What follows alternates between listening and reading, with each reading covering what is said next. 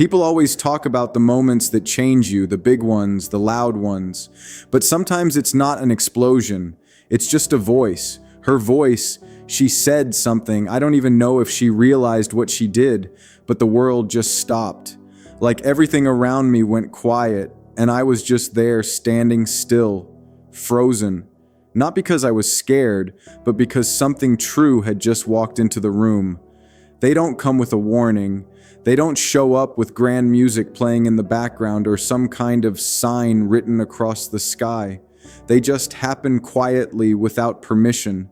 And before you even realize it, something inside you is already shifted. Something deep, something real, something you can't quite name, but you absolutely feel that's what she did, not on purpose. I don't think she even knew.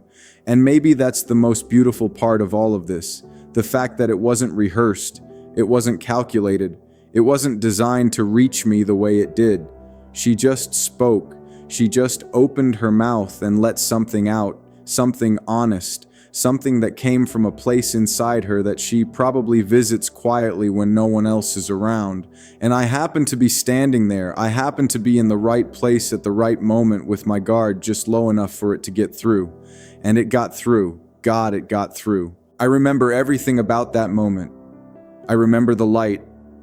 I remember how it was sitting in the room, the way it was falling across the space between us, soft and unhurried, like it had nowhere else to be. I remember the sounds that existed just outside that moment, distant, muffled, completely irrelevant, because the moment she spoke, everything that wasn't her just faded, not dramatically, not like a movie, just naturally, the way everything unimportant fades when something important finally arrives. And I froze. I want to be honest about that. I didn't reach out. I didn't say something poetic back. I didn't hold her gaze with quiet confidence and let her know in some smooth and effortless way that her words had landed. I just stood there still suspended, like someone had pressed pause on whatever version of me existed before she said what she said and forgot to press play again. People talk about being moved. They use that word all the time, loosely, casually. That movie moved me. That song moved me. But this was different. This wasn't being moved. This was being stopped completely and absolutely stopped. Like every system in me just looked at each other and said, wait, something is happening here. Something we need to pay attention to. And so I did. I paid attention, even if it looked from the outside like I was just standing there doing nothing.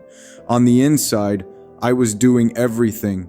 I was absorbing. I was processing. I was running her words back through my mind. The way you replay a song that catches you off guard. The way you rewind just to make sure you really heard what you thought you heard. I was holding those words up to the light and turning them slowly, carefully, like something fragile and rare that you're terrified of breaking because that's what they were, fragile and rare. She didn't know she was handing me something. She didn't wrap it up. She didn't present it to me with any ceremony.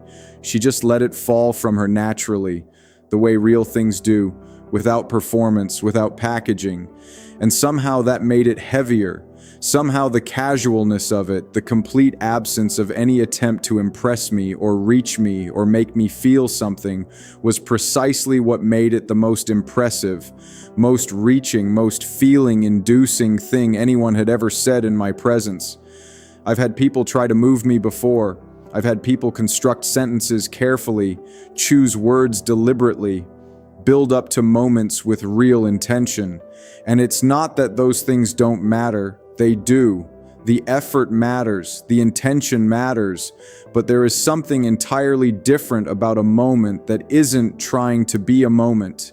There is something that lives in the unguarded spaces between people, something that only shows up when nobody's performing, when nobody's managing the impression they're making, when it's just two human beings existing in the same space with nothing between them but air and honesty. That was us. That was that moment. And I want to stay there for a second because I think it deserves more than a quick mention. I think it deserves to be sat with because we live in a world that moves very fast. We live in a world that is constantly pulling us forward, constantly asking us what's next, constantly making us feel like stillness is somehow a failure. Like if you're not moving, if you're not producing, if you're not actively doing something visible and measurable, then you're wasting time. But what happened to me in that moment, that freezing, that stopping, that complete suspension of forward motion, that wasn't waste. That was one of the most productive things that has ever happened inside me. Because in that stillness, in that silence that fell over me, like something warm and heavy, I was learning something. I was learning something I hadn't even known I needed to learn.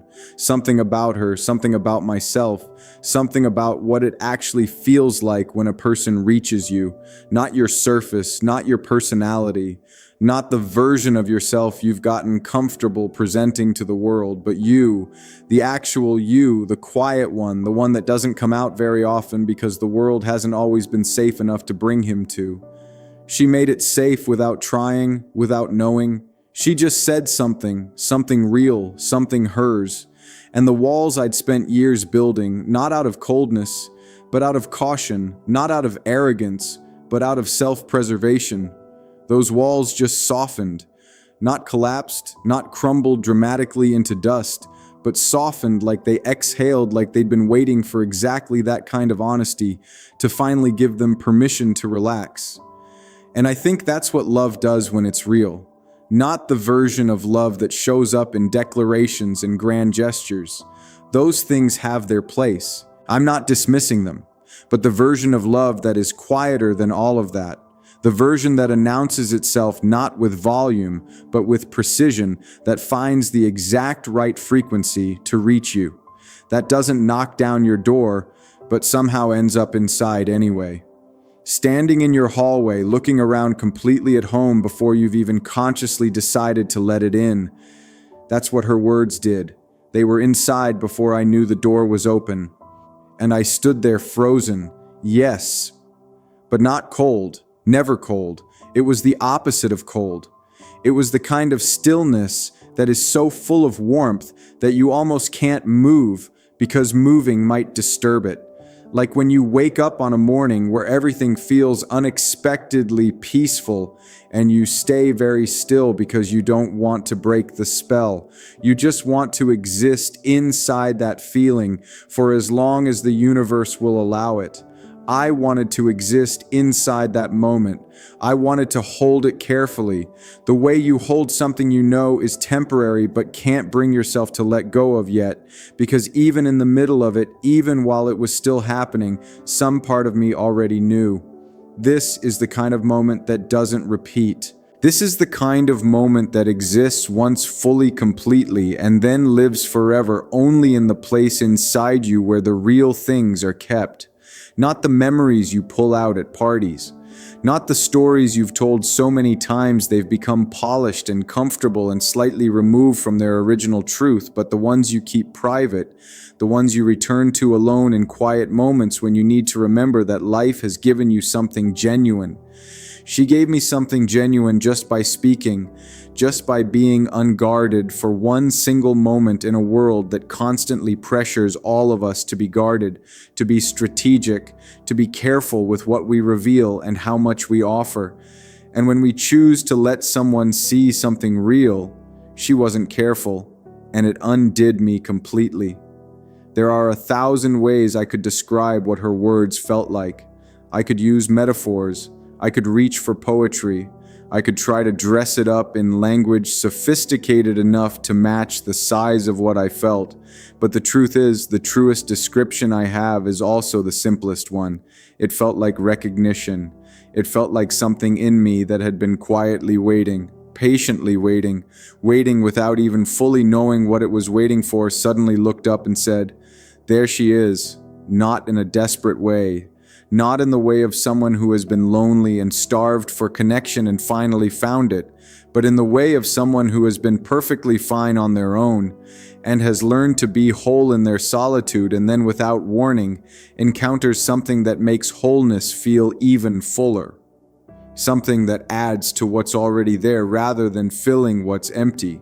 That's a different kind of falling. That's the kind of falling that doesn't feel like falling at all.